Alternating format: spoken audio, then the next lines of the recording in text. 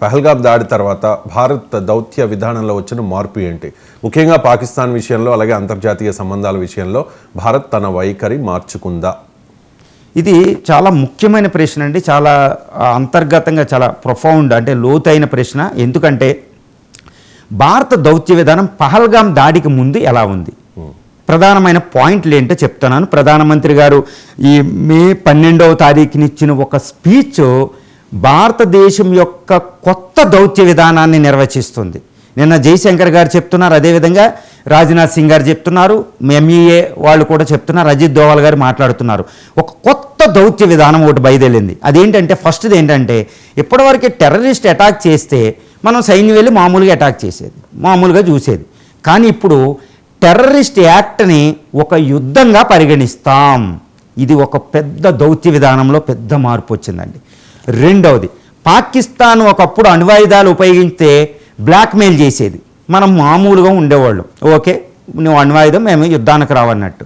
కానీ కొత్తగా పహల్గామ్ దాడి తర్వాత వచ్చిన అతిపెద్ద విధానం, ఈవెన్ అమెరికా కూడా ఇంత సాహసం చేయలేదు, రష్యా కూడా సాహసం చేయలేనంత దౌత్య సాహసం చేసాం, మిలిటరీ సాహసం చేసాం. అదేంటి, ఒక అణ్వాయుధ దేశం అణ్వాయుధాల వెనకాల టెర్రరిజాన్ని ప్రమోట్ చేస్తుంటే ఇప్పుడు ఊరుకోం, మీ దగ్గర అణ్వాయుధాలు ఉన్నా మేము ఊరుకోం, అటాక్ చేస్తాం, మీ బ్లాక్మెయిల్ని మేము పట్టించుకోం, మీ అణ్వస్త్రాలకు మేము విలువ ఇవ్వము, మేము రక్షించుకోవడం ఎలాగో మాకు తెలుసు అని ఒక పెద్ద దౌత్య విధాన మార్పుని పెద్దగా తీసుకొచ్చారు మోడీ గారు. ఇది రెండో విధానం. మూడో విధానం ఏంటంటే అంతకుముందు ఒక ఎమోషన్ అన్నమాట.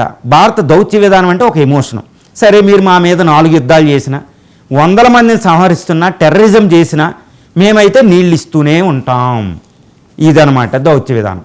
ఒక మనం ఎమోషను, మనం మెతకవైతేనే అది కరెక్ట్గా క్యాష్ చేసేదనమాట పాకిస్తాన్. వీళ్ళు ఏం చేసినా యుద్ధం చేయరురా, వీళ్ళు ఏం చేసినా నీళ్ళు ఇస్తూనే ఉంటారని.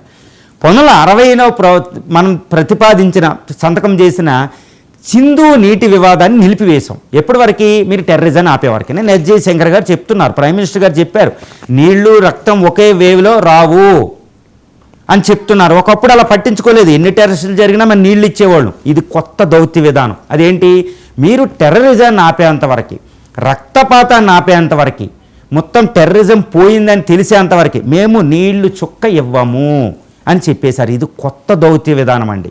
ఒకప్పుడు మనం మెతక వైఖరి లేదు. దీన్నే దౌత్య విధానంలో అకార్డింగ్ టు ఫారిన్ పాలసీ ఇది ఏమంటారంటే హాట్ పర్స్యూట్ అంటారు.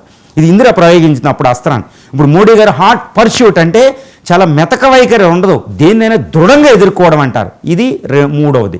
ఇక నాలుగవ అంశం ఏంటంటే పీఓకే. ఒకప్పుడు 1994లో భారత పార్లమెంట్ చేసిందనమాట. PoK is an integral part of the India. భారతదేశంలో ఇది ఒక అంతర్భాగం అని పార్లమెంటు ప్రకటించింది. కానీ పీఓకే మీద మనం ఎటువంటి నిర్ణయం తీసుకోలేదు. కానీ ఇప్పుడు భారతదేశం సుస్పష్టంగా చెప్పేసింది, క్రిస్టల్ క్లియర్గా చెప్పిందనమాట. ఏంటది, మేము చర్చలంటూ జరిపితే మీ టెర్రరిజం మీద, పీఓకేని మేము తీసుకుంటాం అని చెప్పేశారు. తర్వాత 5వ విషయం ఏంటంటే, అసలు ఇలాంటి విషయం భారత దౌత్య విధానం ఉంటుందో లేదో ఇప్పటివరకు రాలేదు. అదేంటంటే పాకిస్తాన్ అంతం. అంటే ఇక్కడ ఇండైరెక్ట్గా చెప్పింది, మీ ద్విజాతి సిద్ధాంతాన్ని మేము ఊరుకోం, ఉపేక్షించి దాన్ని నాశనం చేస్తాం. ప్రధానమంత్రి గారు సుస్పష్టంగా చెప్పేశారు మే 12th మాట్లాడినప్పుడు, ప్రపంచానికి ఉదాహరణ చెప్పారనమాట. అదేంటి, మీ ద్విజాతి సిద్ధాంతం మా మత విద్వేషాలు రెచ్చగొడుతుంది, మా సెక్యులరిజాన్ని పాడు చేయడానికి ప్రయత్నం చేస్తుంది, మీకు బలం లేదు కాబట్టి మీ ద్విజాతి సిద్ధాంతం అంటే మీ పాకిస్తాన్ని అంతం చేస్తాం అని చెప్పేశారు. తర్వాత చెప్పకనే చెప్పిన విషయం ఏంటంటే, ఇది చైనాకు కూడా వార్నింగ్, మా దేశీయ సమగ్రత విషయాలకు వస్తే మేము ఉపేక్షించాం, మా దగ్గర అంత ఆయుధపట్యం ఉందని. సో ఇంత గొప్ప దౌత్య విధానంలో సుస్పష్టమైన వైఖరి ఈ పహల్గామ్ దాడి తర్వాత భారతదేశం అవలంబించడం ప్రారంభించింది. ఇది సూపర్ పవర్ పాలిటిక్స్ అంటారు, భారతదేశ అసెప్టివ్నెస్ అంటారు అన్నమాట ఇంగ్లీష్లో. అంటే మేము అనుకున్నది మేము దృఢంగా ప్రకటిస్తాం, దీనికై కట్టుబడతామని ప్రపంచానికి మనం మెసేజ్ ఇవ్వడం జరిగింది.